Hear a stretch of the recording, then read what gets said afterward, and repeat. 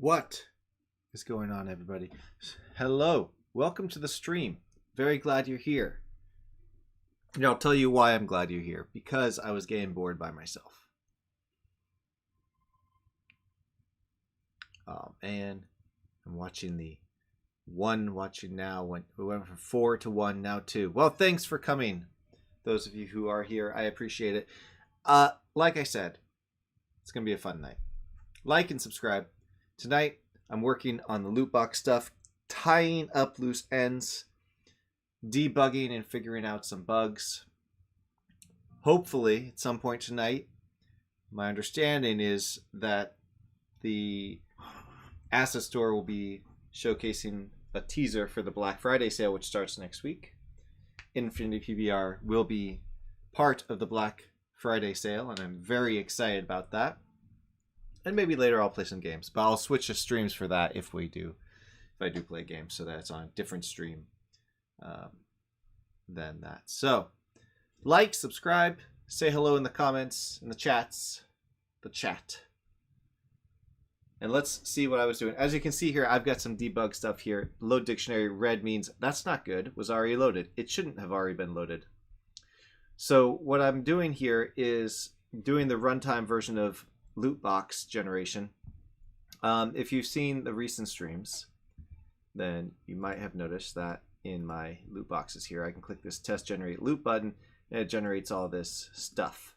However, the problem I'm facing is that this will generate the same stuff here on awake, but it's generating it without any attributes. And you can see that, well, not one, but most of them, the dictionary was already loaded, and that's not meant to be the case. So what I need to do is figure out how to ensure that it resets. Oh, hello, everybody. You did buy the fuzzy thing. You mean furry? Grooming? Yes, that's a great asset. Black Friday is going to be exciting. I gotta tell you, I can't tell you what yet until later. But there's going to be some amazing deals for those of you who set your alarm and are fast at the clicking. Click, click, click, click, click, click, click, click. We'll talk about that later, hopefully. For now, so the way this works is these are unscriptable objects, and I think that's probably part of the problem here. The loot box item spawn itself is not a scriptable object, but it is attached to a scriptable object. Hello, Jack. So I think what I need to do,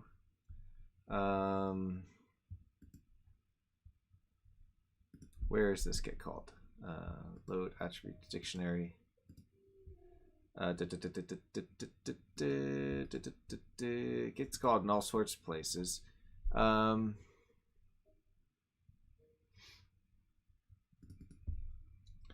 why I actually changed a similar thing to this earlier in the process. Oh, I didn't change my audio over. All my relaxing music isn't being played for you. I mean, it's probably being picked up on the mic, but it's not being piped through like it's supposed to. There we go. That's probably better. Yep. All right. Now that we've got the nice relaxing music. Hello, hello, Calendor. I just need to set this to true. Now, I don't want it to be... I want it to be, I guess, false at the start. But then once it's false, once it's true, I don't want it to be true until or false until the next run through. So what I think I need to do is reset dictionary loaded. I need to just have a thing public void reset dictionary, and that's going to be equals false, and that will force it to reset. And then if I call this, I suppose every time, or the first time when I load stuff, and this is the first problem. The other thing I'm thinking of is how to go about managing customization. Whether I want to have all of these on the loot box itself. So this is probably going to be a little bit confusing, but the loot box itself, which is a scriptable object, has all the code to generate the loot. That's why when I click that blue button, the loot gets generated. That's great. But it's a scriptable object. You can't modify the code without modifying the actual code itself. And if you are making your own version, you might not want to do that, because if I were to ever update this and then you import it again, the update, you would lose all your work, and that's not good. So one solution would be to have a lootbox manager, and the lootbox manager does all the heavy lifting of the creation with virtual methods, and then a user, in this case this demo, can override things, like override what to do when you handle the loot. You know, creating the loot's one thing. Is there anything that you need to do after it's created? And you can override those things. And part of that means that you can also override the spawn chance. You could override the generate item code. So you can install your own customized code. So it's either that. And the problem with that is, as far as I can tell, I still need to have all the code here to drive that blue button. Which seems kind of ridiculous, because it means I have to have the same code in both places. And it could be confusing. The other option is to not have the custom things, and for a game like mine where a player could get lucky and get better loot, I could just have two different loot boxes, the level 1 chest and level 1 chest lucky, where the lucky one just has a little better stuff or something, or better odds in general. Not sure which one I want to do yet, but the first problem to fix, we'll talk about that problem in a second. The first problem to fix is this current one, where the dictionary on this object is being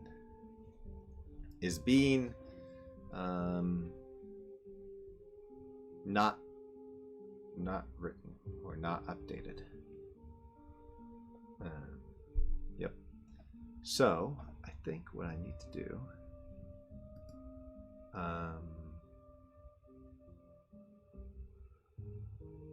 lootbox item settings. So I think this is the generate code. This is, or generate items, and this is where we would do that reset, I suppose. And so it's really, what is it, items to spawn? Yeah, so I guess we do it right here. Item to spawn dot reset dictionary, and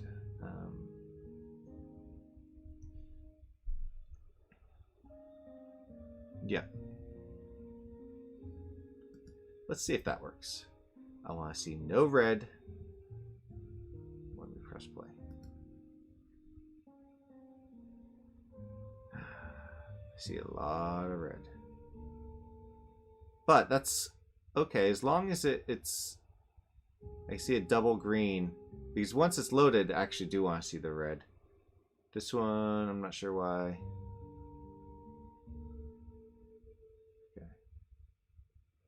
Must be, that means it did beat, I think. And it got a new attribute. Boom. That's what we're really looking for, is that. Before it was, I don't know if you noticed, but it was blank.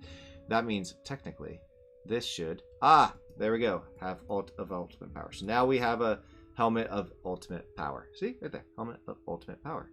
And small axe of theft.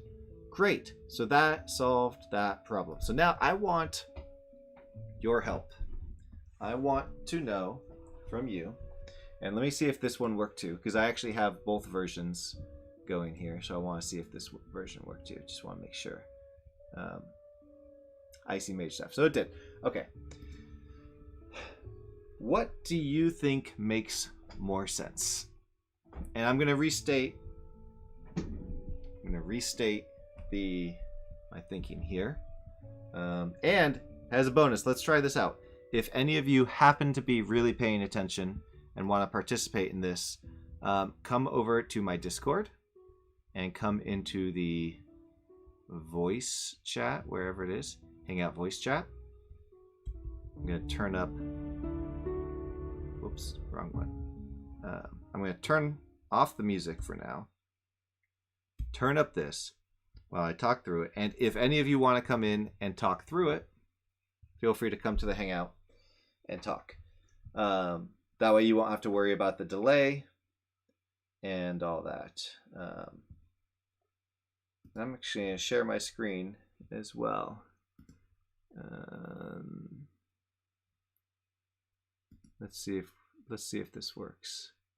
This is a new test. All right, so now I'm also sharing my screen, so you'll be able to see the screen live, or technically the script's live. All right, so this is what we have. We have two methods. In one method, which is the game loot box, this is something you would add to any object. So in this case, I've added to the small box button a game loot box. You put in the UID of the loot box itself, which you can get right here. It's just at the top of any loot box. Copy the UID, paste it in there. Generate on awake or not. You can call it yourself, or you can generate on awake, and you're all set.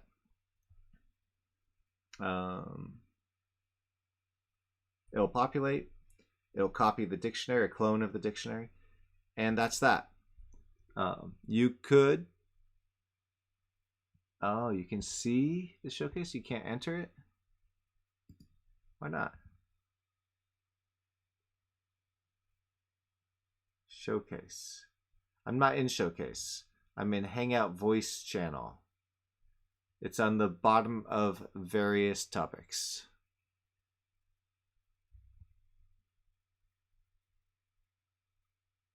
Right here.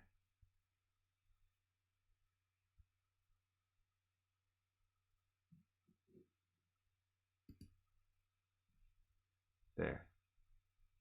Look at me. Oh, there we go. Calendar. Welcome to the voice channel. It's watchable only. Does that mean you can't talk? All right, let me stop screaming.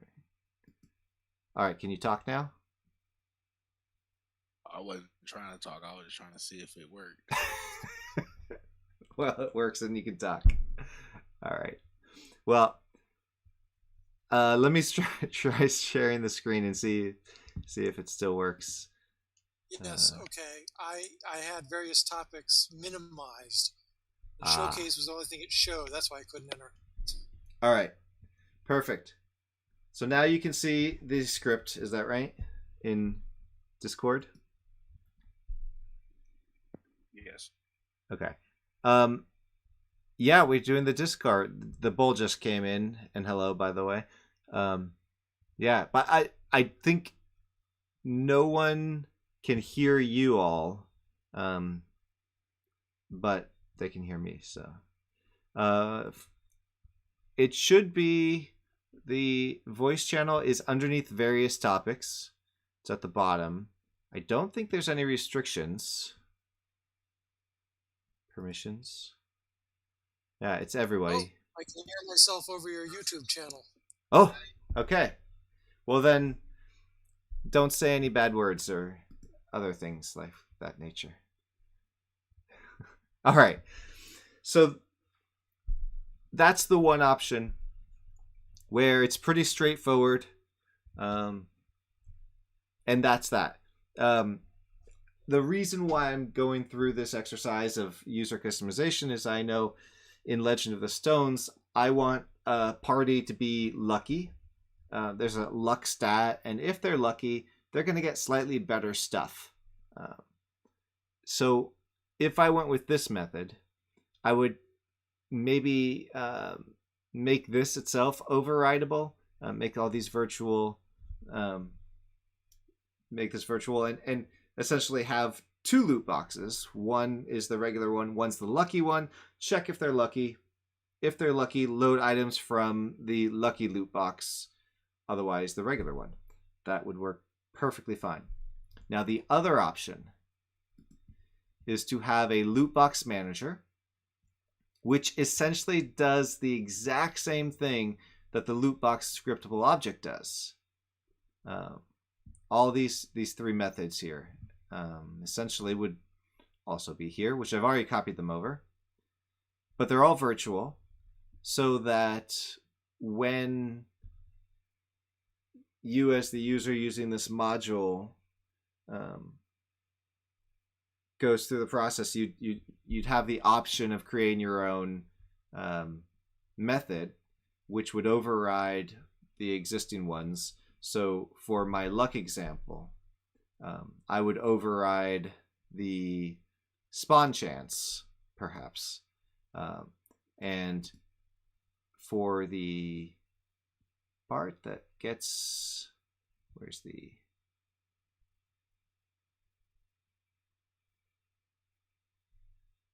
Oh, not the spawn chance. I would overwrite the generate items and this part where it says if the spawn chance is greater than, or wait, if spawn chance is less than 1/f. Yes, here we go. Sorry, this one. This one where I would change the spawn chance in favor of the player if they're lucky. Just one line.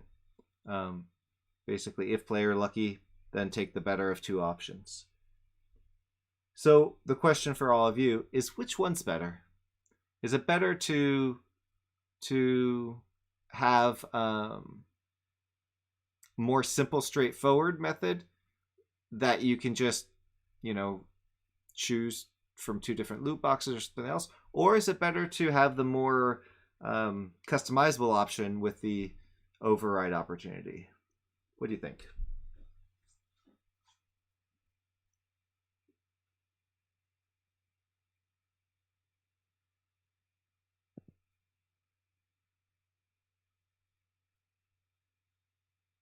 Well, I suppose, what would you prefer if you were using the system?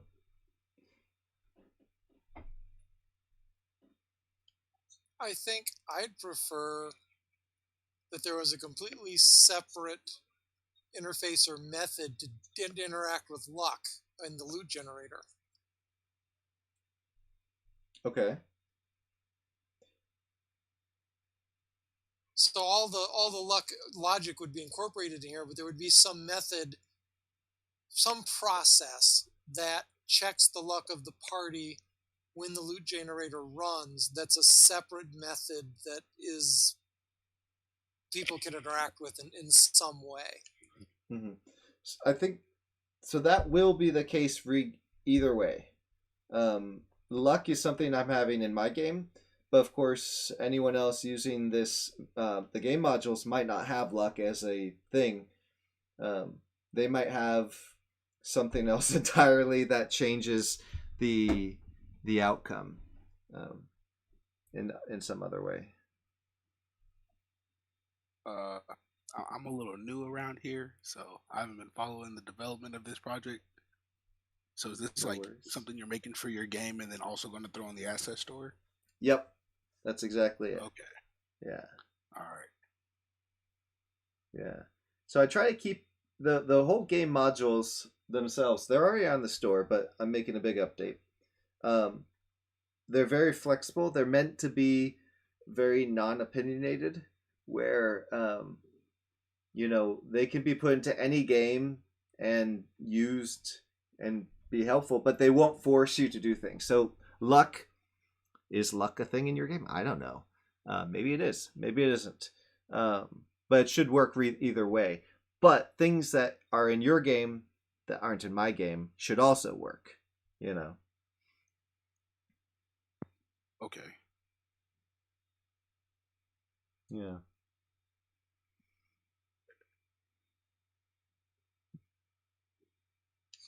So I guess one thing I'm thinking of is NetHack. Have you ever played NetHack? I haven't. What's that? It's a text-based game released on Unix computers in 1987. Nope, Coming I from definitely the wasn't using Unix early in 80s game 1987. Hack, inspired by the even earlier 80s game Rogue. And in there, Okay. luck plays a big role. The time of day that you're playing the game, the phase of the moon when you're playing the game, whether or not you've accidentally kicked your cat or your dog in the game, all these things factor in. And, I think if you're going to have luck, there should be a complex way to interact with it. And to me, that just says several methods for changing luck.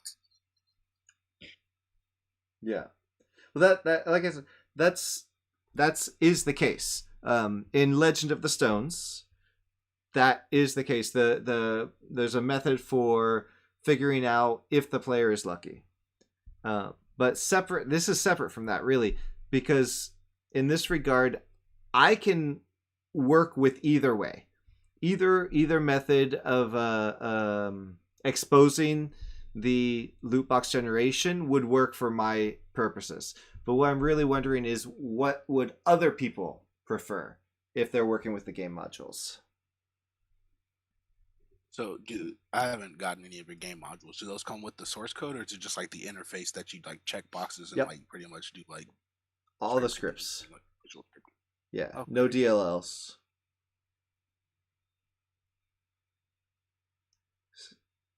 Yeah, I mean, I'll tell you what I'm thinking right now. I'm edging towards the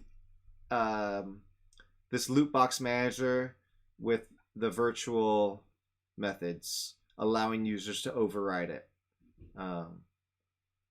The thing that I hesitate with is that blue button in the editor is really fancy. I like it, and to make that work, I need to duplicate the code on the scriptable object, and I feel like that's just going to confuse people. I could put tons of comments in here saying, "Hey, this is just for the editor script," but maybe it wouldn't confuse people. I don't know. But I just need to make that decision now, because the next step is going to make sure whatever I decide works,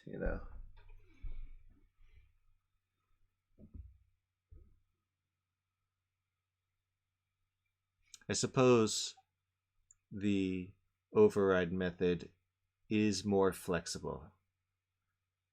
And that's a major tenet of the game modules. But if it brings in extra coding complexity, you're going to get bad reviews because people won't understand it. True, but they don't have to do it. You just... Oh, sorry. No, go ahead. Could you just provide like two versions of the script, and like in the UI interface, like if they check the box, is luck on or whatever, then like it changes which script it's using? Well, luck is just an example for my game. Oh, it will not be part of this. Yeah, there will be no luck here. I mean, I might have a demo of that. I might, let you choose player luck value just to demonstrate how you might override it, but you don't have to override it. Okay, I think I understand, and I think I have a better way to explain what I think you should do. Okay. I think luck should be built into the modules, and so luck should just be part of your game module system, default to off, but give people a way to interact with it through methods, so that if they want to have luck, they can turn it on and start using it without any coding on their own. And so then when the player's luck changes, it's up to the player object to notify the loot system that their luck changed, and the luck system will track their luck as notified by the player system. But wouldn't... And so... luck, if luck doesn't exist in your game, then it wouldn't matter. And let's say, you wouldn't use any of those things, and luck would just be off. But let's say your game has something called star value, I have no idea what star value is. I just made that up. But let's say your game has star value, and based on the amount of value you have, you might change something in the loot generation. I don't know what star value is. You're going to have to, one way or another, customize the generation. Is it better to override the actual methods, or is it better to allow you to create multiple loot boxes and just run your code and choose which loot box to activate? The second one, definitely. Yeah? Because that any non-programmer could do. If you have to go in and really change this loot system, you might be better off writing your own that does exactly what you want. I think that would be hard for them. I mean, maybe. It's a lot going on with the loot system. But yes, I get your point. Anyone else? There is, which is why it would be hard to edit it. And so making your own that you understood might be simpler and exactly curated to you is better. So your second option, where your code just uses different loot boxes depending on the luck value or star value or whatever. Yeah. Really? Okay. I'm gonna have to. I see what William's saying. That makes sense, especially for non-coders and whatnot. And Abanori in the chat agrees. All right. Does anyone disagree? We need a disagreeer. So I have one thing to add. Luck is such a basic part of so many game systems that I still think a straight luck value should be part of your system here. Well, I'll tell you why I won't make it a part of the system. The stats system allows you to create luck very easily, but it doesn't force you. And that's one of the main tenets, is this whole system should not force you to do something like use luck or use star value or whatever it might be. You know. But having the ability to just turn it on without any coding is really helpful. So having luck baked in, but defaulting to off, gives people the option to turn luck on if they want to change how the rolls happen. Yeah, like a text box that's like pretty much a Boolean. Jason Storey. Storey's here. He's got the real answer. He'll know. I said I need someone to disagree, and then Jason showed up.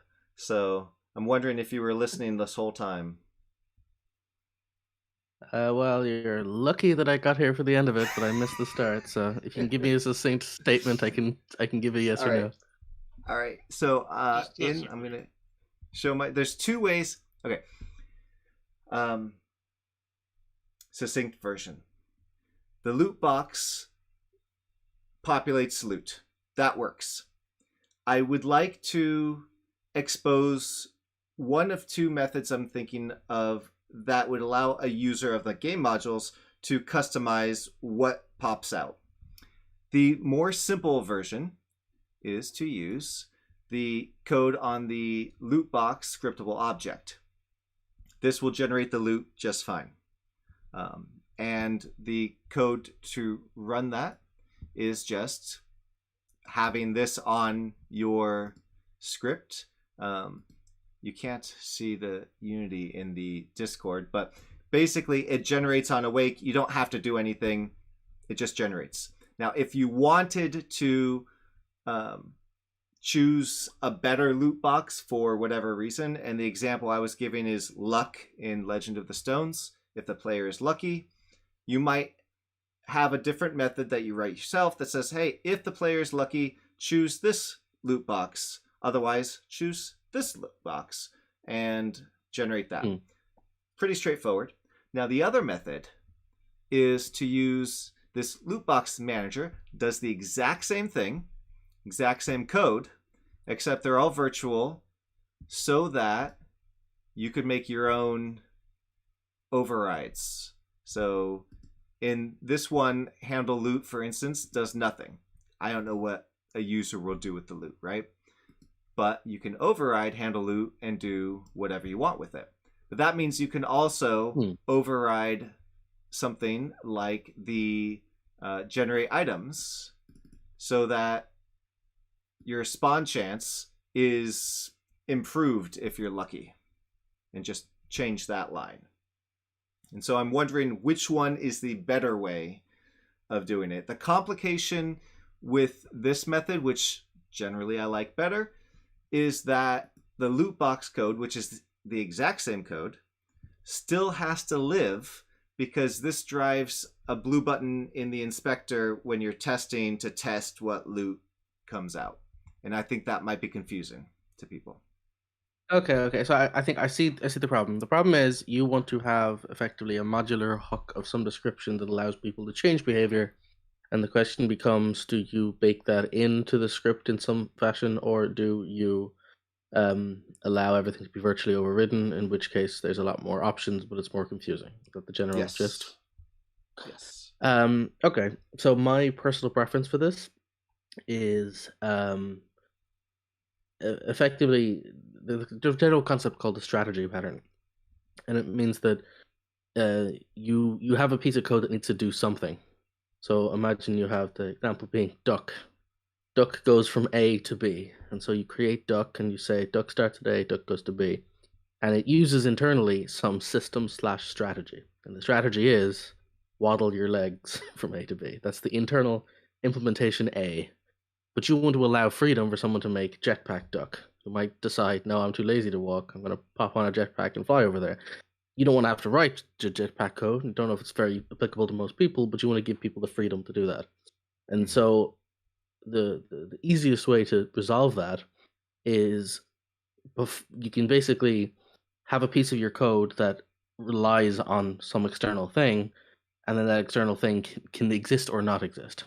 And so the example of this is the way I handle this problem is I create some vague contract for something that handles, say, so I've handle loot box. I would have an interface that just says like whatever, handle loot box, takes in the bits it needs, and then spits out the result that you want. And then on the loot box itself, when you go to handle stuff, I would just call get component of type I loot box handler. And if the person has put that on the object, use that. If they have not, use the internal solution.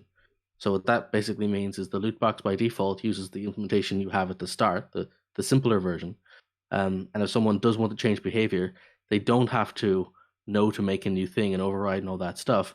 They just put a brand new script on it called like different loot box behavior or some overriding loot box thing, and it just implements I do loot box stuff, and it'll automatically generate the one function they need to override or two functions, and then you can put code in there, whatever type you like, that takes in the current player, the current state of the loot box system, and spits out a yes or no to whatever's in it or something. And that way the person has complete freedom to override it by adding a new overriding piece of functionality if they want to. It's entirely optional, and there's nothing to hook up. It's just if it happens to exist on the same script alongside, the loot box thing will check for it first before it runs its own version. If that makes any sense. It sort of does, but I feel that's more complicated than just allowing people to override Lootbox Manager. It seems like it, but here's the difference. Yeah. If you allow someone to override it, you have to know what you're overriding. You have to know where it is. You have to call override, guess which ones are available, and then pick. But if you have an interface and you make any script, so if I gave you a game object and I said put any script, name it whatever you like, put it side by side right next to the loot box. So you drop a loot box in and you put a script called blah blah blah on it, and then right at the top where it says mono behavior, you can just do comma does loot box stuff or makes loot box decisions, and then it'll turn red. It'll actively tell you can't do anything to implement this interface. Then you do, and it'll drop exactly the method you need right there to fill in and ask you to. So the difference with an interface versus overriding virtuals is fine if you know exactly what you're doing. But if you use an interface, you're basically just saying once you implement this, it'll continue. It won't let you go any further until you do exactly the thing required to resolve the situation. Mm-hmm. Okay. So I do have an interface on this already. I think the interface only has generate loot. I could add the other required methods. I think I was going to add the other required methods actually. So the follow-up question I have for you then, two, I think. One will be how do I specify, like, oh, if you have this, do this, otherwise run the code from the scriptable object. And the second one, it seems then that it's even better to provide both options, the override option and the interface option. Yeah, sure. Yeah, you can provide both. There's no harm in doing that. And for those listening at home, number 2 option from before, the where you can just, say if this then that box, otherwise that box, that's still possible to do too. So that seems... and like this example, like, honestly, I know I have a habit of making things sound extremely complicated, but I guarantee, like, unlike other examples where you have to spend an hour doing it, we could just do example now of a thing that spawns shapes, and you can override what shapes it spawns externally. We can just put together like 12 lines of code now, and you'll fully get this concept. It's obviously, like, the hard part tends to be whenever you ask a question like this, it's like, oh, how do I do it for this exact system? And it's like, well, there's a lot of jargon and inbuilt lingo in the systems you've got that make it hard to, like, metaphor around it. But if we literally just had, again, a very simple example script in like less than 12 lines, I could explain this concept, and you could then easily implement it yourself into loot stuff. Okay. Is it you can see my screen right now, the script? Yeah, the I have loot and all that. Yeah. Is something that you can just tell me, or should we do a screen share, or what do you think would work? I can see your on Discord, so I can just tell you can talk through it here, and I can just show you. Let me just, I was screen which is slower, so let me jump onto the Discord version. Okay, cool. So yeah, if you just make a empty script. Actually, if just do an empty scene and put one script in it, you can delete this afterwards. It'll just be easier to, because again, this stuff, I want to make sure you get the concept before we put it directly into this implementation. Okay. Scene. There it is. If this is a good example, I think, of a couple of little parts of this. We'll just make a script which just randomly spawns shapes.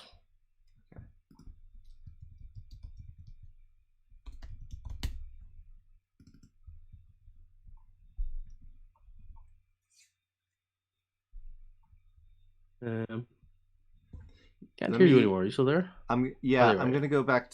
Let me go to my Discord and share my entire screen, so you can see Unity as well. Can I share my entire screen? Entire screen. Go live. All right. Now I'm sharing my entire screen. Okay. Cool. Yeah. So we'll make this really simple. We'll basically just say make a public float called interval.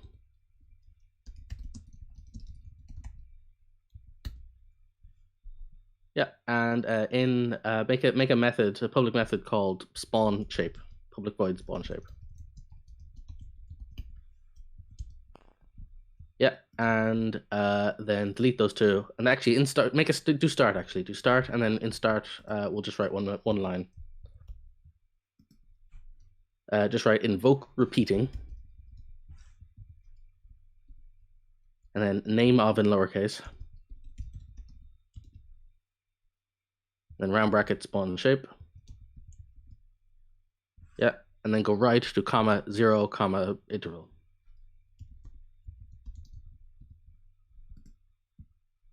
Yeah, and over interval do a serialized field and a range between like 0 and 4.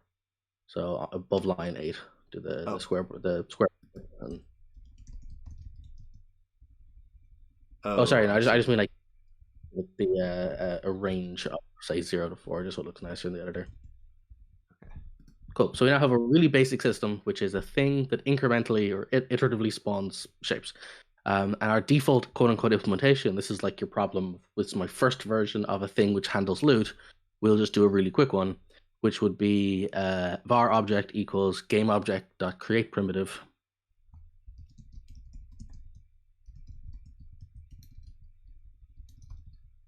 So it's capital G for game object and rename it to obj because it'll give issues with the default type. That's right. And then actually do a public variable called primitive type and just pass that in. So public primitive type. Yeah, pass it in there. And then last but not least, because it'll spawn and just stay perfectly still, do obj.addComponent rigid body.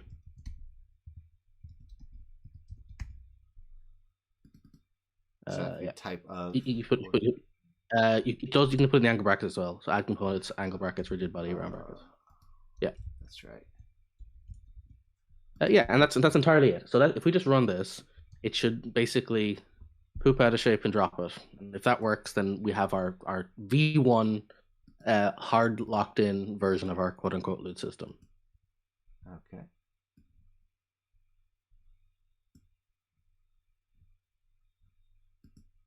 Yeah, give it some. Yeah, there you go.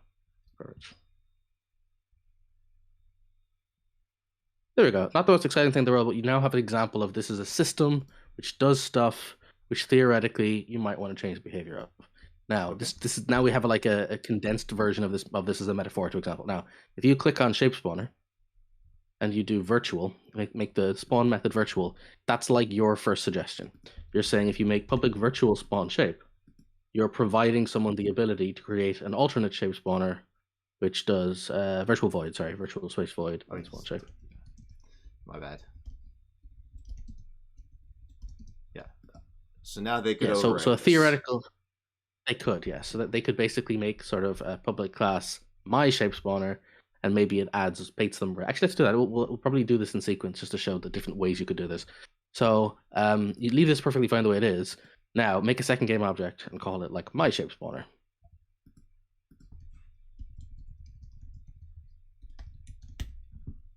Yeah, and remove that script and add a new one called my shape spawner that overrides your one.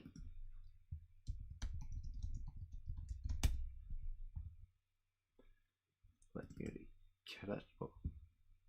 There we go. Oh. Okay, so this is going to be shape spawner. Mm-hmm. And now you can do your override the method. And then maybe for fun, give it a public color. Yeah. At the top. Now, one thing you're going to have to do is, because shape spawner doesn't return the object, what you're going to want to do is inside of shape spawner, make a public game object last created or something or protected, actually. Protected is better.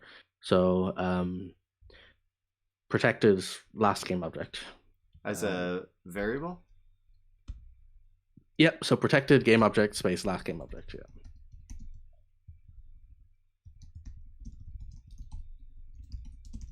You could also have it return from the spawn shape. So if you're calling base spawn shape, you'd get an instance of it from there. Might work better. You could, but storing additional. Yeah, you could, but I don't prefer to do that, and I'll show you. Like, I'm going to iteratively get to why I don't like either of those methods. But we'll start with this first, and we'll kind of refactor towards closer to that. So yeah, that's one. This is one version. So now, if you go to my shape spawner in here, you can say, last shape or whatever dot get that game object dot get component renderer dot material dot color.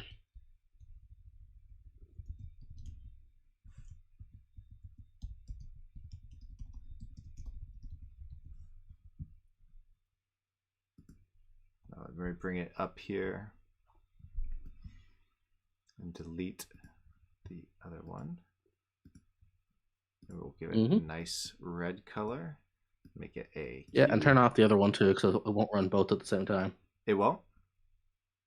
Well, you don't want two spawners happening at the same time, right? So just turn off that one, just for now while we're on this next one, because they're different objects, right? Yeah. I thought they would both drip two things, but that's okay. Well, where is this? It's funny, it didn't. Oh, interval. Yeah, interval 0. So maybe we should set a default interval. There we go. Okay, so this conceptually worked. Right? So this is one version, but let's address some issues with what we've got so far. So one, if we go back to our method now, it's a little bit confusing. You have to know intuitively to use this like last game object. Like, how would you know what you're doing? So that's the first bit that's not great, right? You don't want to go, well, how do I even know what I'm supposed to be overriding? So that's where, as per the last suggestion, rather than having it be void, if we go back to shape spawner, we can have that return the actual type. So if you go to shape spawner and have the spawn method be, yeah, exactly, return that, and then return last game object.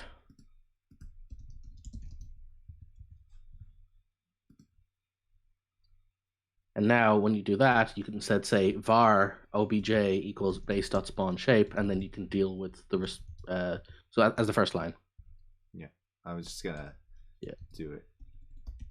Oh, gotcha. Yeah. So that we see both versions. Mm-hmm. And then this has to also and now you change the contract there. Exactly. Yeah. Now again, that works perfectly fine.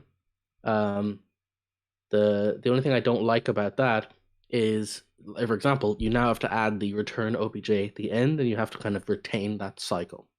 So the problem I'm having, I guess, with this particular solution is you're having to literally take the old spawn shape, do an overriding behavior, and then return it back again.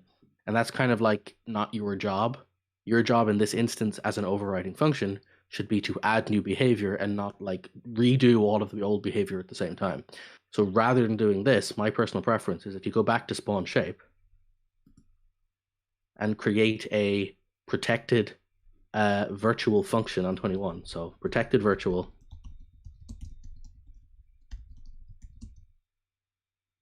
And call it like on shape created. And take in game object. That would be my next suggestion as well. Yeah, and so now instead of doing this, so instead of spawn object being virtual, make spawn object not virtual. So put void on 14. Yeah. And then right in the middle there, so you can delete that, yeah. And now write on shape created and pass in last game object. So now, what this will do is your other one will turn red, and it'll be, hang on a second, that doesn't exist. And so rather than overriding this, you now override the other function.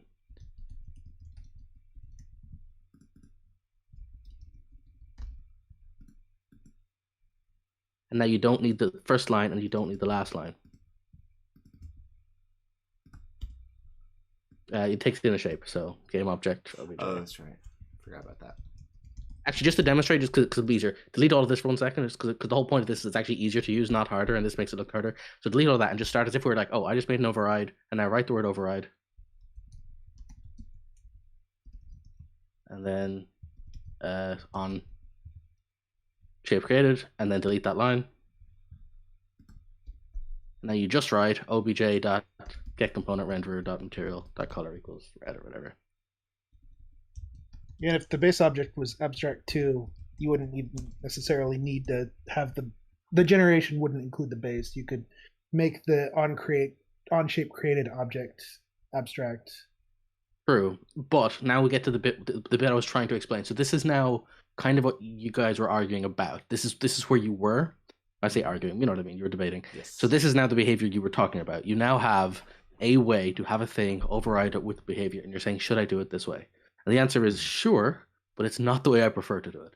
Because the reason I don't like to do it this way is you have to notice how, in order to use this, we had to take the existing shape spawner, remove it from the object, make a new class that implements the shape spawner, override some behavior, and then swap out the one for the one we had. Now imagine you had a script like a loot thing that has a whole bunch of behavior on it, and your answer is, oh, you want to override it? Well, remove the one you have, add a new thing, implement this thing, change these behaviors. You're like, that's a lot of stuff when all I want to do is say, at the moment when X happens, do it a bit differently. Yeah. Right? So the way I like to do this is, rather than using a my shape spawner at all, if we just go back to our shape spawner class, and then do on, for example, right at the end, do public interface. Oh, sorry, outside of the class. Hold on, I'm gonna sneeze. Thank goodness I had the mute button. So I'd say public interface shape handler, or if you want to be specific, eye shape handler, because some people freak out about the lack of an eye. Yeah, and this will just have one method called void handle shape, and it'll take in game object obj. Yep. And now inside of line 24, you can just write get component eye shape handler. Again, you can use young brackets. Yep. And then round brackets dot handle. Yeah, and then obj. And Another potential. Oh, sorry. No, sorry. Go ahead. Yeah. So one thing I generally like to do here, rather than using interfaces, is to use Unity events as an option, because then you could potentially pass in a reference to an object and the Unity event, and have that. You could either do it through the GUI or you could do it through code directly. It kind of opens up multiple entry options for this. Again, Unity's yes, you stray away can. from interfaces for the most part. You can, but there's a downside to that, which is a Unity event requires you to make a custom type that's serialized that you pass in, and you end up getting into a territory where you either need to create a new event for every possible thing that might happen. So if you've got a spawning system, you might have an event for player interacts with it. Player opens it, calculate player look thing, and the amount of code starts to scale with every new feature you add. You have to either remember, or the other option is you have one generic event and then try to capture unchanged and pass in a whole load of variables. And effectively, long story short, it gets very hard to manage, because what you're doing is you're trying to expose every possible hook point, and because Unity doesn't allow you to use a generic Unity event, you have to make a new Unity event type T for each and every possible type. You're signing up for a lot of work for custom types every time that changes. But using a handler is a one-time thing, and if you need to change the contract, it will automatically update and require you to update it everywhere in one place. And you could have like a different named methods in one handler called handle this case, handle this case, handle this case, and it's declarative, it's written in the name, and it doesn't require you to know the thing. Now, that being said, you can literally make a shape handler which fires Unity events if you wanted to, and kind of go down the rabbit hole that way. But anyway, let's finish this thought, because we're not done here. So, and one last thing too, because that could probably throw you an error. So maybe just in front of this, write var handler equals get component shape handler. Yeah, and you can just then press delete back to get the. Oh yeah, you can write that again. It's fine. I shape handler. Yeah, colon, and the next line change that to handler dot handle shape. And then above that, just write if round brackets handler.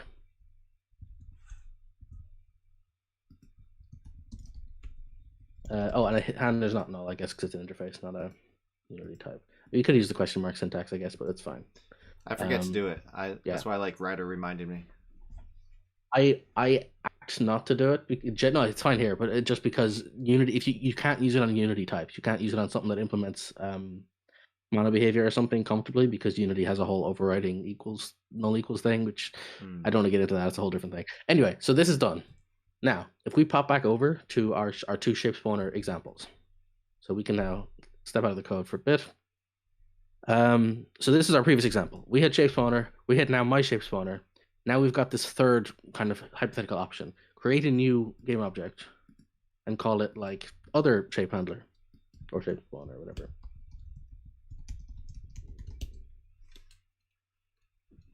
Okay.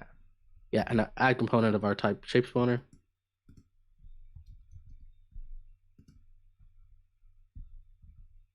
And give it a default interval this time.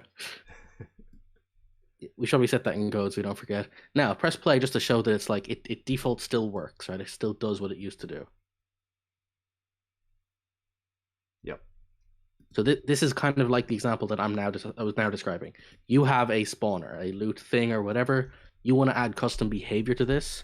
So rather than having to remove it and add a new thing and figure out what to override, if you just add a component called change spawn behavior onto this object,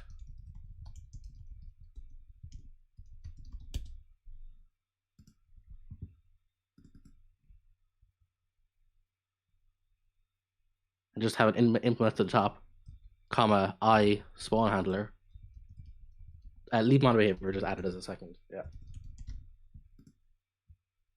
Is it an object handler? What do you call it? Game object handler? I shape. Shape handler. Darn, this inconsistencies, whatever. Yeah, so you can implement that. Yeah, and delete the 2. And now you can do something else here, like scale. So create a vector 3 scale or something, and then override the scale or something.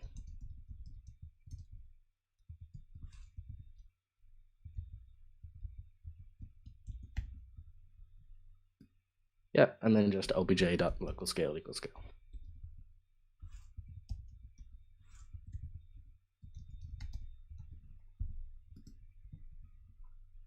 Right. So now if you run that, Big cubes. yeah.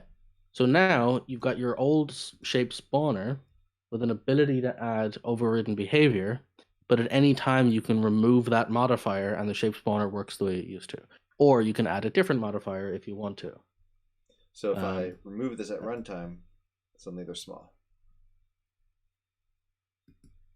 I see. Yes, so you see you have a lot more flexibility now than you would have with either other solution. Yep, and this also gives you the option to add multiple. So if you wanted to change the color, change the size, add like 5 different modifiers on here. You'd have to modify your base code a little bit because you're only doing one get component. But if you did you could get components and run it through a bunch of modifiers if you wanted to. Yeah. Again, I personally don't prefer to do that because you can use effectively a composite pattern where you have one, and then that one could be a list of other types of features and behaviors, and then iterate it that way. But you can, like, it's a perfectly valid solution in this case. Okay. But the cool thing about this is, right, it's say you had a second phase to this, like, so you spawn the objects, but say the objects are supposed to be destroyed after a certain length of time. Maybe you want to add that to your contract, because right now it's getting a bit hectic, it's spamming the hierarchy. So let's add a hypothetical new piece of behavior. To other shape handler. Well, we'll start with go back to our original shape spawner, because the idea would be that we've now decided our application entirely, it's the whole thing has a new concept, which is whenever a shape is spawned, it will try to destroy itself after X amount of time. So we'll say do on 13 public float die after. Set it to like 5 seconds or something.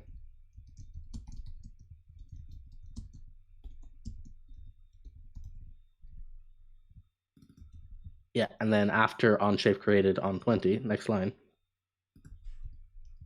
Actually, you know what? Let's do it in our shape created because that'll give us the freedom to override it if we want to do, which gives us even more freedom. So yeah, after that, yeah, just write game object.destroy. Capital G on this one.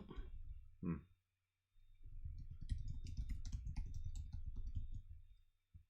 then passed in last game object, comma. Oh, yeah, right. Exactly. Yeah, yeah, so now shapes should destroy themselves after a certain length of time, but maybe you don't want to force. Maybe just before you destroy it, you want to do something.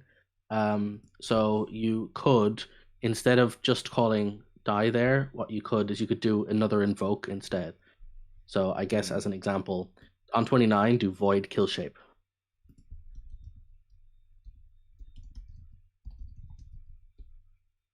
And that will take in the game object to destroy. Actually, no, sorry. Let's not take that in. Let's just destroy the last. Yeah, let's just do that. Yeah, exactly. Just do last shape there.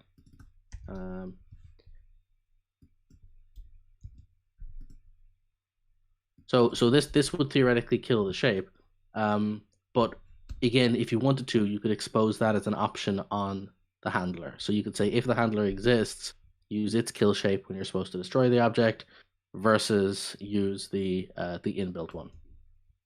That makes sense. So get component handler. If we have the handler, then kill shape. Otherwise, yeah, else game object destroy. Now, one thing you're going to want to do, just because we're getting into the weeds, that this is more than the scope of what I wanted to cover here, but to make this work properly, you actually probably want to keep a list of previously spawned shapes and then destroy the ones or whatever. We won't get into handling the actual case because we're getting into like a pooling manager at this stage, so we won't bother doing that. But this is just philosophically that the point anyway is that you now have this thing that would kill the last shape, but because the contract now has an option on it, so that 133 should be handler that kill shape, for example. 33. That's right. And then we need to put that in the interface. Yeah, it'll turn red and give you the option. Yeah, exactly. Actually, if you click the red one and click Alt Enter, it would create it for you, but it's fine. Indeed. Yeah. So now because we have a new piece of behavior, our custom override is now basically given out to us and said we need to implement that, and that gives us the option. So now we're forced to do it, and this gets to why I don't like using the Unity event version, because the alternative to doing this with the Unity event would require us to go and write public event, Unity event, do the thing, create it, drop it in, and then hook it up that way, which would be fine if there's no parameters. But if there is a parameter, we now have to make a custom class, create a custom Unity event, give it a serialized object, drop it in, and the amount of work to effectively say here is a new contract entry is considerably more. And we're talking about like saving ourselves time in the advantage future where this gets easier to work with. So this is just my personal preference for how to put it. What if I wanted to override or not? No, I wanted to do the handle shape, but I don't want to change kill shape. I'm fine with the way it worked before. So there's two ways to do this, and it depends. This actually gets down to like larger architectural questions. The first answer is something called interface segregation, which is you could literally have, rather than having, if we go back to our shape spawner, you could think of it as different sets of behaviors. So one of them modifies newly created shapes, one of them handles destruction of shapes. You could theoretically just have two things. Instead of I shape handler, it could be I modify shapes and I destroy shapes. And then you've got two different interfaces and you check for different ones and run it that way. That's one. That way something can choose to implement one or the other or both interfaces. That gives you a lot more freedom. It's a lot more work though, because you're now building a lot of interfaces for each different case.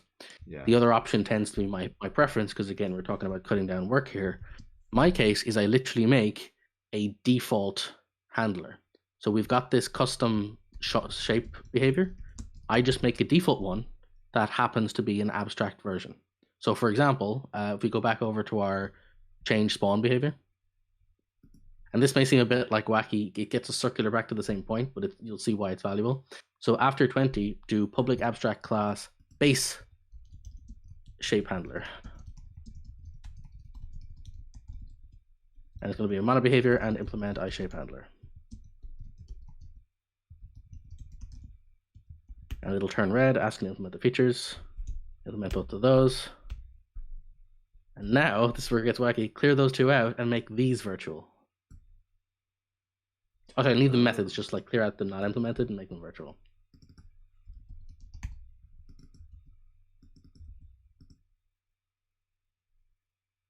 And virtual void, sorry. Oh, sorry, my bad. Yeah.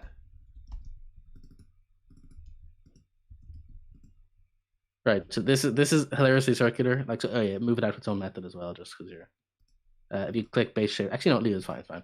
So if we pop back over to our inspector now, we can go back to our hypothetical person playing with the shape handler wants to modify behavior again. So this is now, so again, this is what I want to cycle back to. Whenever we stop to this point, we're pretending we're a user with an existing library, which is your code, and we want to add new behavior. So this is now the new like workflow they have to do. So make a new game object, drop a shape spawner on it, and turn off the other ones we have.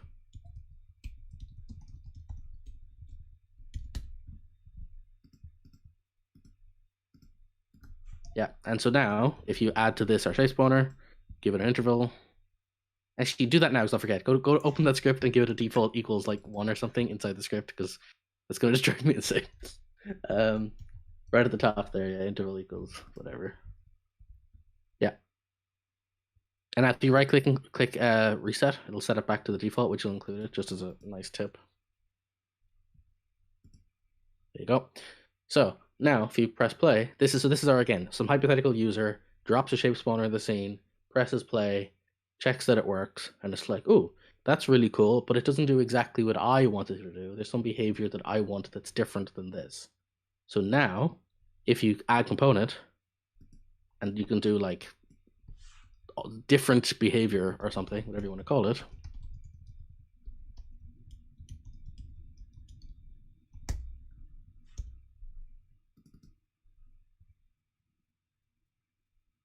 And now instead of mono behavior, this is going to implement base shape handler. You can delete the start and the update, and then write override. Yeah, you can now override kill shape or handle shape. So if we override handle shape, you only have to override the ones you care about as extra features. So now we're back to square one, where you're able to override behavior, but you don't have to do it by replacing the existing script. You can create a new thing, which is a handler, which implements all of the defaults in the base handler, allows you to include overrides. So you have all the flexibility of both options you said, and you don't have to remove the existing shape. Interesting. I like this. So it's very roundabout to get to here, but this is why I wanted to do it as an external example, because you can see how the individual pieces aren't that complicated. It's just reasoning through what is the user experience like for the person using your library. And personally, I find this to be the easiest because you give them infinite possibilities. They can either implement the interface and manually rewrite the entire handler themselves. They can either override the entire shape spawner themselves and completely change the behavior, or they can offer for a third option, which is implement a version of a base handler where you do some of the default setup, but give them the options to change certain aspects of it. And if they still don't want to do that, they can do the more complicated versions. So the user now has the most amount of options without having to mess with the existing system. I see. Okay. I like this. So that's my answer. That's the one you should pick. That's good. So I have a follow-up question because I do like this and I think I understand this.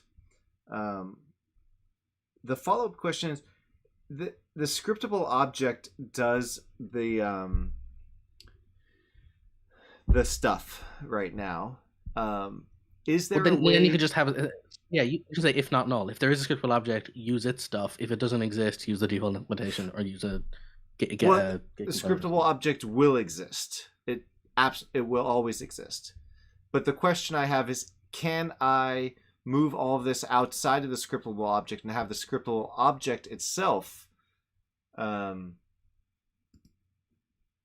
sure. Yeah. Well, the way you do that then is you would have some method on this called handle or something, and you would pass into a void method the handler and stuff that way. So rather than having it on a scriptable object, you would say, void handle loot, and you'd pass in some object into it. So for example, shape spawner might have a scriptable object on it, and then inside of our different shape spawner thing where we create our handler, inside of shape spawner, it would say shape spawner would say scriptable object dot handle and pass in the handler, or use and then the handler. Does that make sense? Well, I guess the caveat, I need this to run at edit time as well, not just at runtime. Because the loot boxes themselves, this button uses that. So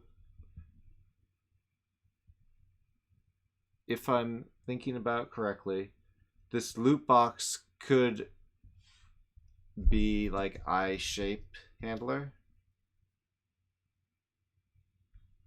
and then so let me just get my reasoning around this. So this is a loot box is the class, which is a scriptable object. Yes. We want to do all the stuff we just said, but give the modularity on this.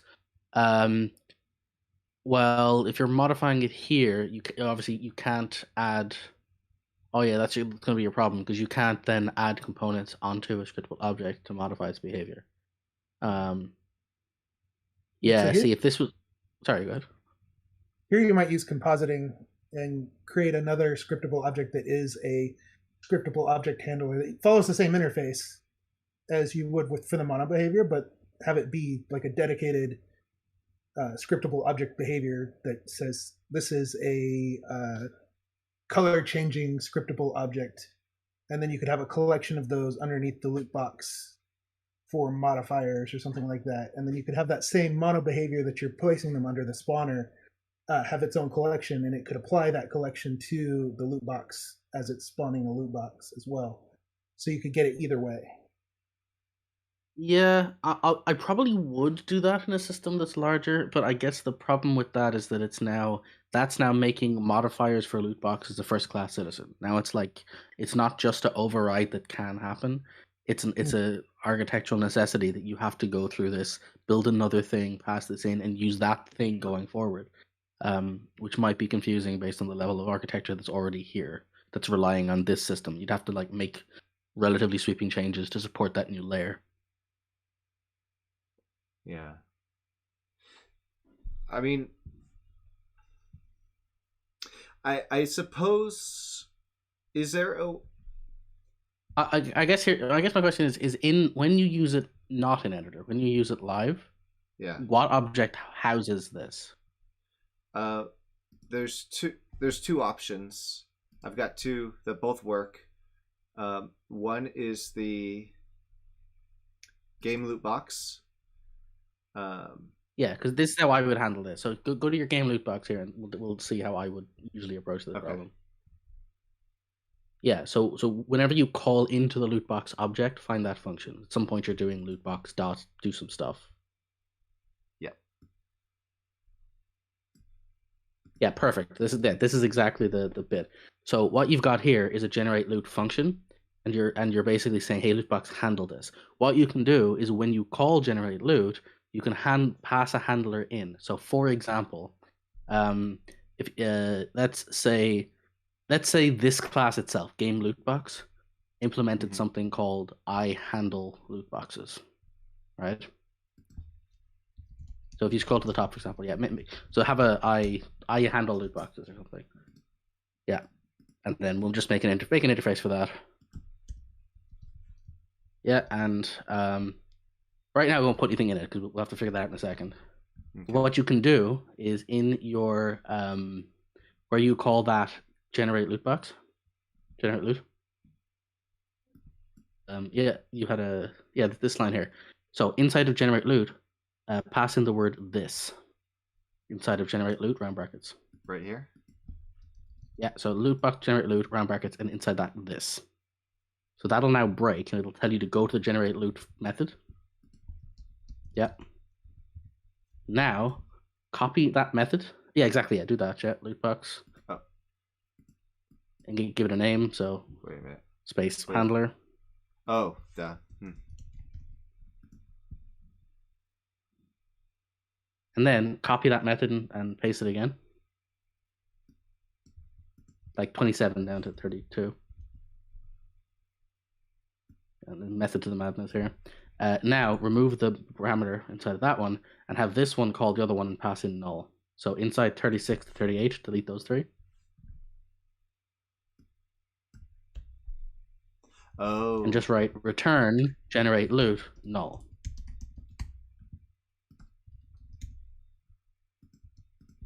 So now you haven't broken existing features. That'll now still work in the editor and let you do all the stuff, but you now have an alternate way to do it, which is call it with a handler. So now we've solved the problem. So inside of 29, you have a handler, which is the equivalent of our get component. The thing that called this has potentially handed you new ways to override the generate loot function. And so whatever you want to put in there, you can, which can be replaced by whoever instantiates this object, which can only apply at the runtime version. So whatever get look value or whatever you want to put in the handler allows whoever implements that interface to provide overrides for the behaviors for the generation of loot now. Okay. I think I'm getting it. This is a bit more complicated than the other architecture, to be fair. So I understand this might take a bit of thinking through. But what you're basically saying is a loot box generates loot, but somebody calls him. Somebody else external to me will call generate loot. that person may implement an interface which gives me extra information about how to generate loot. So if that person has given me this extra information, when I am told to generate loot, I will use his overrides with my behavior. How do I, if I do have overrides on, sorry, let me just include some of these, get myself confused. So if I do have overrides on generate loot, how would I pass that in, I guess? Okay, so this might be the confusing bit, is you actually already have done that. So we'll try to demonstrate this in a way that makes sense. So how about this? Go to our go to scriptable object to get the actual the This is it. Or yeah, right here. So what we'll do is see the way you've got here, game object list, then you return the new list. Mm-hmm. Well, what you're doing here is you're building a game object list and returning it. So what if you instead had an option on, yeah, here we go. So what we'll do is copy those 3 lines.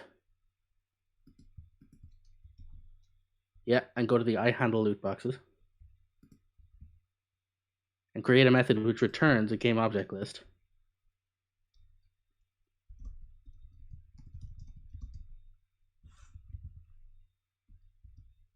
And say create list.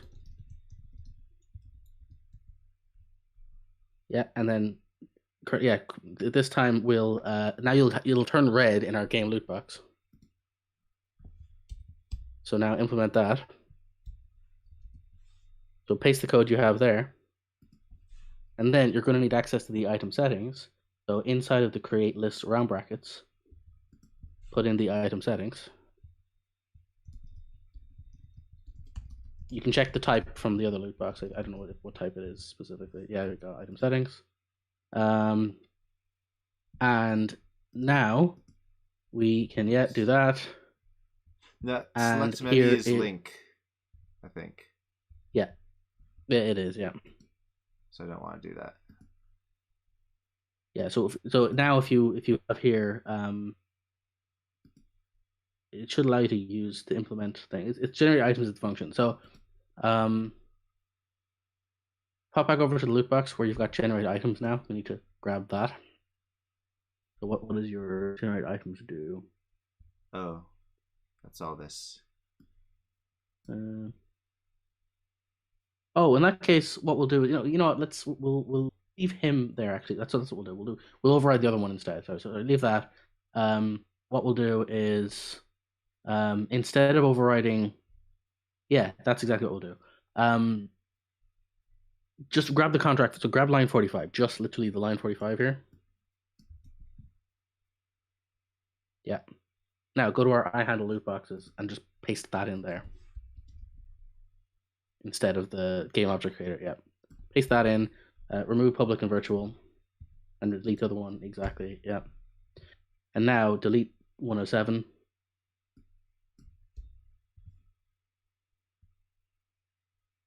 Yeah. And now you'll be asked to implement this inside of your game loot box. It'll turn red at the top. Yeah. And in this case, for example, we can just return enumerable.empty in that case. Yeah, in here. And we'll come back to that in a second. Yeah, so just write return enumerable.empty. Oh, just E, not enumerable, just E enumerable. Yeah, empty game item object.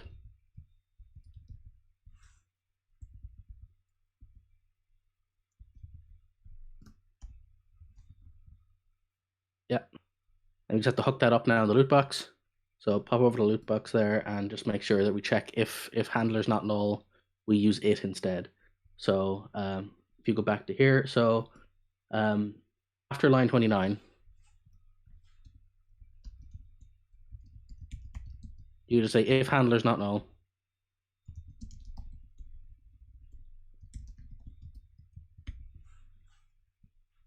and do curly brackets else, and then that second line will be in the else. let's come back to that one. Yeah. So do else now. Cut that one into there, and now copy it and paste it into the one above, into the that one. Only instead of generate items, we're going to use handler.generate items inside of the select menu. Aha.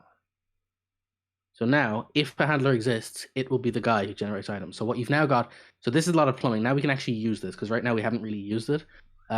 What you've now got is if you press the button in the scriptable object, it will use the normal method. If you drop it into a game loot box, right now it'll clear all the items out. It'll generate a nothing, unless you provide an override for it. So that's what we're going to do now. So now, in game loot box, this is where we get a little bit crazy with all the architecture here. So go to game loot box. Now, we don't actually want to return null or empty here. This is just an example. So what we're going to do is we're going to make a handler that deals with this particular problem, which is what we can do is we don't want to use the same interface because that's going to be the one for this object. Actually, you know what? We can. Can we can do it that way. No, I want to be very explicit, otherwise it'll be confusing. So on 113, do public interface.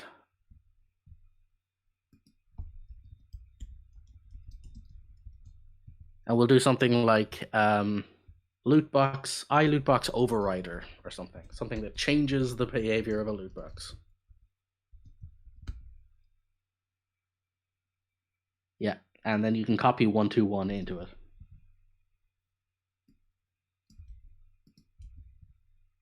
And now inside of 110, we could say var overrider equals get component I LootBox overrider. Oh. So we're nearly at the point where we can actually use this and it makes sense. That's get component. If you want to get component for that one.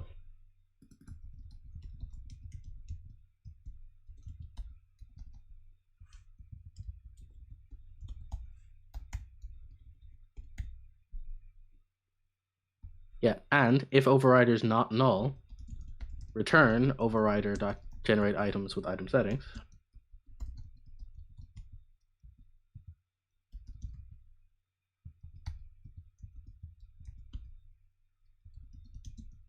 Yep. And then otherwise, probably want to take the existing loot box and have called his generate items with the blank empty thing.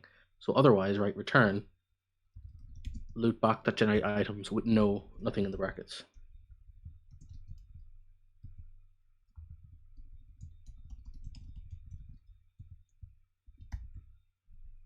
Right. So he should have that override option. Maybe it's not public. No, you don't. That'll cause a recursion loop. You don't want to do. Wait, is that always right? No, sorry, that won't. Generate items. Actually, just open that generate items. I'm getting confused with myself here. So go to lootbox.generate items. Yeah, he's not using. Yeah, he's fine. He's not using the thing. Cool. Right. So here's our roundabout thing now, which is fully in place, I think. So in theory now, if you press the button on the inspector version, it should just do what it used to do. No harm, no foul.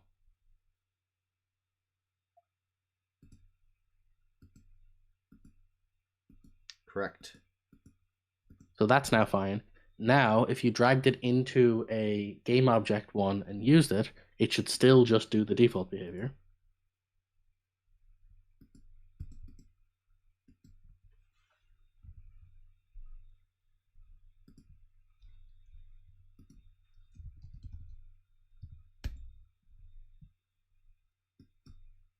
Oops, I need to put in the UID. Hold on. Let me just grab that real quick. Okay. By the way, one little quality of life thing you could do there is you could auto-generate a drop-down box of all of the loot boxes in the game. That was so you wouldn't have to copy the UID.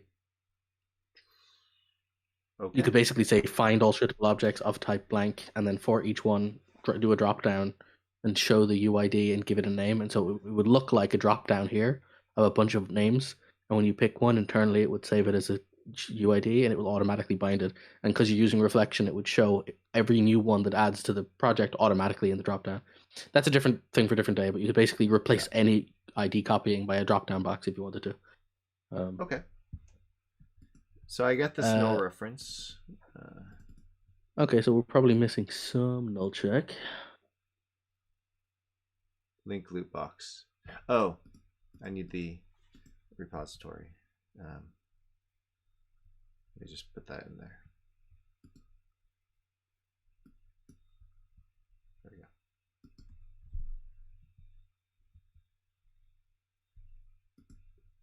It worked. Okay, so right now, all we've done is give it the exact behavior it used to have. Nothing special, right? It now does the same two things it used to. But here's the magic. You can now, alongside the game loot box, add a new game object. So add component, change loot box behavior.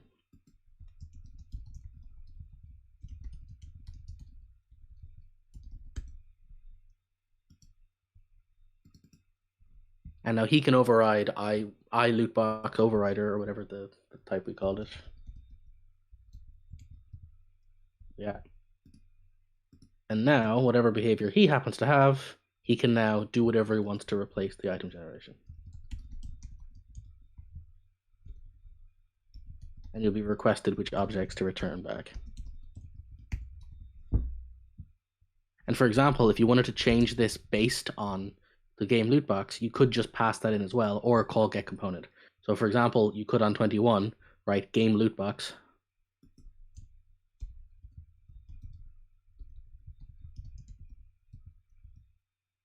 Yeah, box or whatever.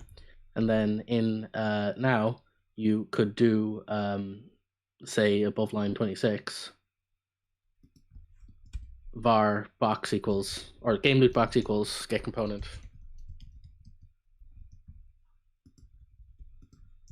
Exactly. Game loot box. So you now have all the pieces of the puzzle again, right? You now have a place where you have reference to the game loot box, you have reference to the loot box items settings, and you have to result in returning some item list. And now whatever happens here is now an override on top of a game loot box, where you can use the settings from both to make a new subset of these items, like different filter queries or different conditional whatevers. So now you've got the infinite flexibility of changing that out without having to override or change either of the existing objects. I see.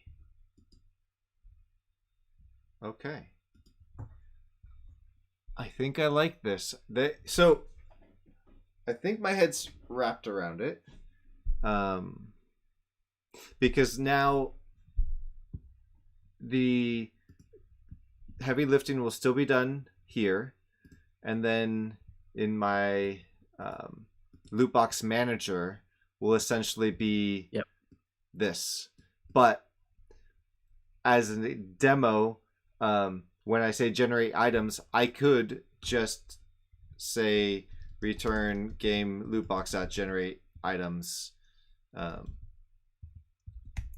because I don't want to override that. But I will want to override the something, you know. In fact, actually, we can do this to go one step further to make it just a little bit easier. You could basically take this as the base version. You could say a base version of an overrider grabs the game loot box and returns its generate settings from that. That way I don't have to think about it. And you can effectively use that as a base and override that functionality. Although this might actually give you a circular loop, come to think of it. Because I'm trying to think, game loot box generate items is... No, it's not publicly exposed, because I can't remember. It is public.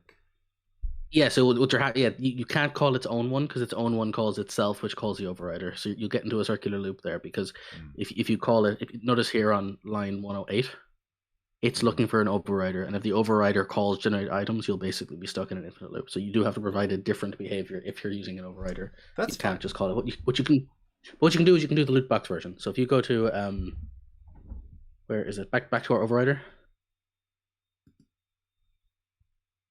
So if you do game lootbox.generate items.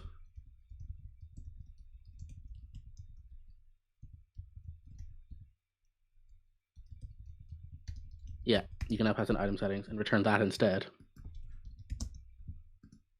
And then what I would probably do, delete that one, make this class abstract and call it base lootbox override or something.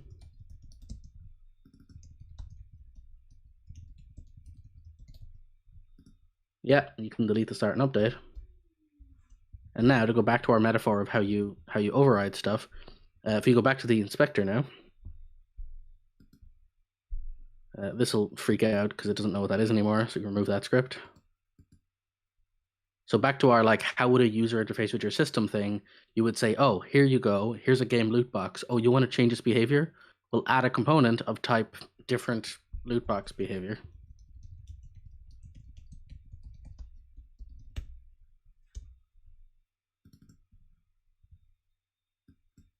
And that'll implement base loot box override. Oh, sorry, only just on its own because it's a class type, not a mod behavior. Yep. And now you're done. This doesn't do anything because we're not choosing to, but if we want to, we can override that particular function for generate items or get items. Generate items.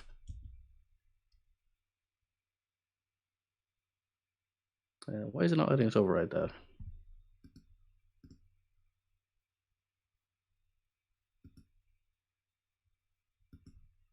Prohibitive modifier.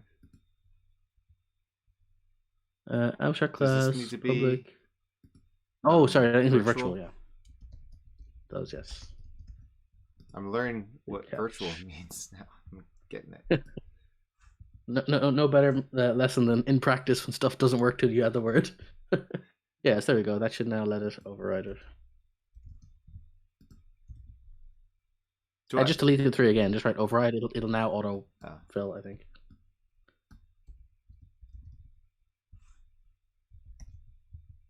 Yep. There you go. Okay. So now, if you were somebody trying to override loot box behavior, you're left with this.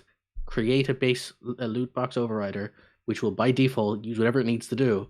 But if you want to, you can take the resulting list that comes from the default loot box, modify it in some way, and then return it differently. And that'll be the dropped items.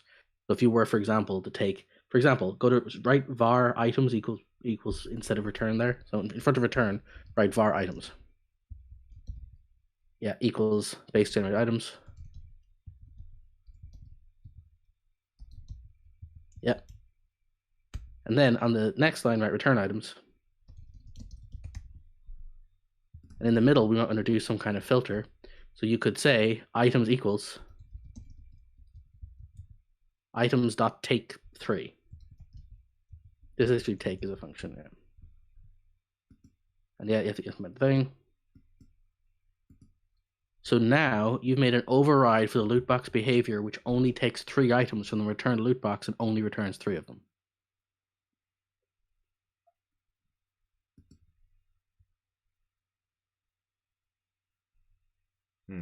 It returned 7. Did I not do it right? Are we return? It said items equals items. And that just, maybe we didn't assign it to the. That should work. I'm not calling the code. Let's find out.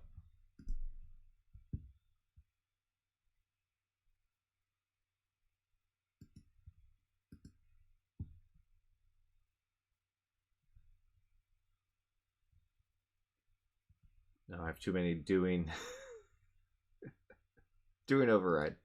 We are calling the code. You know my thoughts on like. Yes, I know. Are you returning the result of so you return the result? Are you actually using the result of that function, or are you using a different version of the get call? I don't know.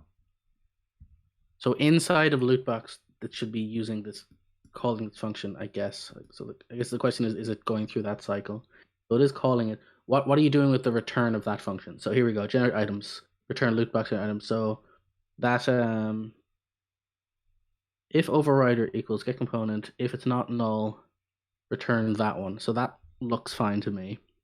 Yeah. And then the generate items that calls this one. When you're generating it here in the game loot box, is it using the version with the handler? So where does it call that loot box one again? The one in the game loot box. Where does it actually say perform the loot box create.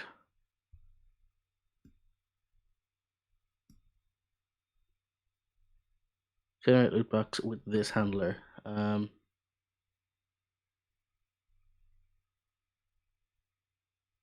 Yeah, it's passing in the handler, and that should be fine. Well, I think Is there a caching thing? Because maybe with the cloning, there's maybe some It cache could be. stuff where it's using the ROM. I think I need to. I mean, I think I have enough to go off of here where I can make a version that works well and is simple enough and easy to use. Yeah, but so I guess you have the pieces. The point is that you now have a place where it will generate stuff that the loot box wants to generate. It'll hand it to your overrider, who gets to futz with it before it then spits it back out and shows what actually gets used, which gives you a lot of freedom because you could do stuff like filters. You could say generate what you would generate, but then give me only the ones with shiny in the name, and I now have a shiny loot box, and only the shiny generated stuff gets returned. Or you could eschew the whole thing and say, instead of when it asks to generate objects, don't actually generate any of the objects. Take the count of the items generated, and for each one of those, spawn a dud object. And now you've got a loot box which will spawn exactly as many as the previous loot box would have done, but like actively nerfs all the items. You know what I mean? You now have a lot of freedom to modify what the loot box is doing in your custom overrides. Yeah, including luck. Which is yes, back to the original thing, including luck. Yes. Yeah. Cool. Thank you. I'm not going to be implementing this tonight. It's entirely fair. In fact, I only logged in because I thought you'd be playing. I finally installed the game, so I thought you'd be playing Age of Empires with Jason, but maybe I missed Jason that happening. Reply to the email? I didn't see the last one. I actually wait. You said you weren't there, but you might be jumping in later. So I assumed this was that later. Well, there's two things I want to do. That's the second of the two things, and the other thing I wanted to do is show the asset store, because check this out. Black Friday is coming soon. So what I want to show you all. Okay, let me look at this. It's almost here. Black Friday. 50% over 500 best in us. 90% on lightning deals. They'll be gone in the flash. It's gonna cost me a load more money again every time. This is sales every time. Okay, and this is what I was excited to show you. Now, there's no Infinity PBR stuff here, I don't think, but there will be lightning deals on Infinity PBR stuff, and my understanding here is that they will be 90% off for the first people who click the buy button. And then there'll be like 70 or 80% off for the next, and then 70, and eventually 50% off. So if you're fast, you could save $450 off of UFE2 source. You could save a lot of money off of these. And I should have put I'll have to put up a calendar somewhere.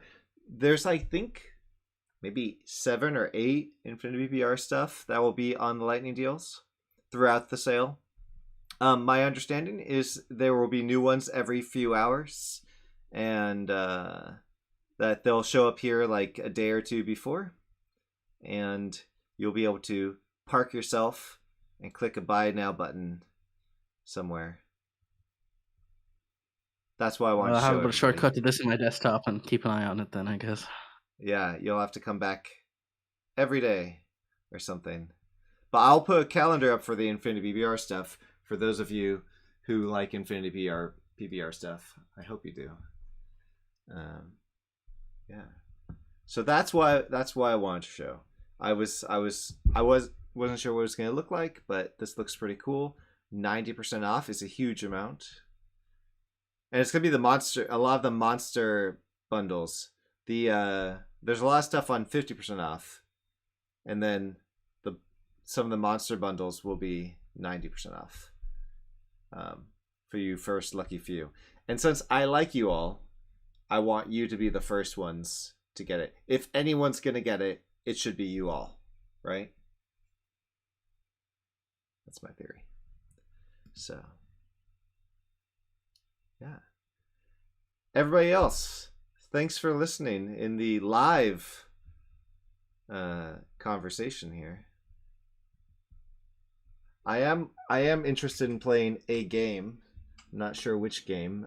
Age of Empires 4. Are you down for playing Age of Empires 4, Jason Storey? Sure. I've literally just installed it. I haven't even opened it yet, so I'm going to be very much. I don't even Well, know you if I have to do a mandatory. You tutorial or do. something, or... You have to do a tutorial before you can play it, and that takes like 20 minutes or something. Yeah, maybe then I won't put everyone through that. We can probably jump into that the next time. I'll happily sit and watch and critique your play for this time, I guess. Fair enough. So what I'm going to do, I'm going to create a new live stream that I will hop over into, because I don't want to mix the two. I want to keep the game playing separate from the game making. Oh, and by the way, I'm going to be interviewing the Fluffy creator next week after the Game Dev show. So definitely check that one out next week. Review settings. And we'll save that. Yes, we want to make. By the way, cents. I apologize for taking over at the end there. I'm very hyper aware that like there was a nice, interesting conversation going on, and I just sort of scuttled that once we went down the rabbit hole in that code. So the conversation was really about like which one's easier for users, and the end result that we have is essentially all. They're all easy for users, you know. Because you can still do the first method, you can still do the second method, and you could still do the third method. Well, I guess this is the third method, but you know what I mean. You can still do all of that. So I think that's a better option, personally.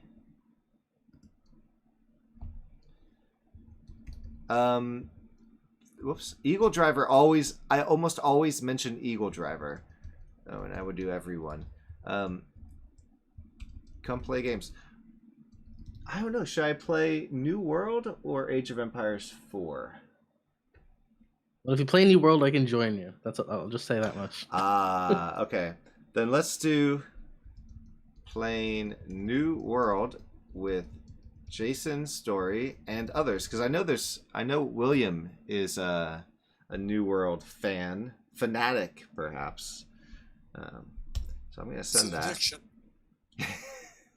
It is. I'm going to go make an adult beverage, and I'll be back in 5 minutes. I'm going to stop sharing my screen. Good idea. I'll do the same. All right.